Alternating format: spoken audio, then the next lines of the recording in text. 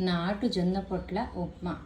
ఈరోజు మా మేనగాళ్ళు స్పెషల్ అండి, బర్త్డే అని నేను స్పెషల్ చేసుకొని తినేస్తున్నాను, అక్కడికి వెళ్ళలేకపోతున్నానని. ఒక వంతు పెసరపప్పుకి 2 వంతులు నూక, 2 వంతులు అదే ఒక వంతు పెసరపప్పుకి 4 వంతులు నీళ్ళు, అంటే అలా వేసుకొని ఉప్మా చేసుకునే విధానం ఏమి లేదు. ఆవాలు, జీలకర్ర, మిరపకాయలు డ్రై రోస్ట్ చేసేస్తారు. అందులో కాస్త మెగడేసి కరివేపాకు అన్ని పోపు దినుసులు అంతా వేసిన తర్వాత, మెగడేసిన తర్వాత అందులో ఇంగు వేసేస్తారు ఫ్లేవర్కి. వేసిన తర్వాత నీళ్ళు వేసిస్తారు. నీళ్ళు వేసిన తర్వాత ఈ నానబెట్టిన పెసరపప్పు కూడా వేసేస్తారు. బాగా ఉడుకుతున్నప్పుడు కొబ్బరికూర కూడా వేసేసి ఈ నూక కూడా వేసిస్తారు. అంతా కలిపేసి దించేయడమే, అంతేనండి. మన తెలుగు కోమట్లు చేసే ఉప్పిండి చేసే పద్ధతిలో జొన్న పొట్ల ఉప్పిండి, జొన్న పొట్ల నూక ఉప్పిండి. నేనైతే నూక ఎలా చేసుకున్నానంటే, జొన్న పొట్లు ముదిరిపోయిన ఇంట్లో ఉంటే దానికి బాగా ఎండబెట్టుకొని నూక చేసి 2 జల్లీళ్ళు వేసి తీసాను. ఒక ముదుగు నూక అవుతుంది ఉప్మా చేశాను.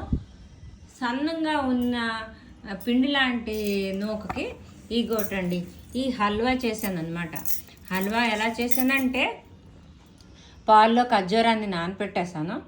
పాల్లో ఖర్జూరాన్ని నానపెట్టేసాను. నానపెట్టేసిన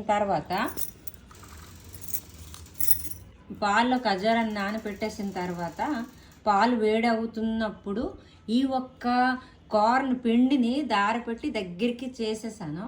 దగ్గరికి అయిపోయిన తర్వాత ఈ ఒక్క ఖర్జూరంలో ఉన్న పాల్లో ఖర్జూరం నానేసిన దీనికి మిక్సీ చేసాను. కొంచెం కొబ్బరికూర కూడా వేసాను. వేసేసి ఆ ఒక్క ముద్దలోన ఈ ఒక్క ఖర్జూరము మరి కొబ్బరికూర మిక్సీ చేసిన ముద్దని, పాలు 3 మిక్సీ చేసిన ముద్దని ఇందులో వేసి, ఇగో అండి ఇది ఆ హల్వా అన్నమాట. కానీ బాగానే ఉంది, నాకైతే బాగుంది. మా ఒక్క మేనగాళ్ళు పుట్టినరోజు సందర్భంగా నేను చేసే స్పెషల్ స్వీట్.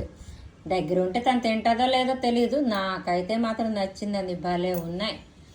పంచదార లేకుండా స్వీటు, ఉప్పు లేకుండా ఉప్మాలు, అది అండి దీని స్పెషాలిటీ. నూనె లేదు, నెయ్యి లేదు, ఏమీ లేదు. ఎందుకంటే ఆల్రెడీ కొబ్బరి బలం, పాలు బలం, ఖర్జూరం బలం, కార్న్ బలం.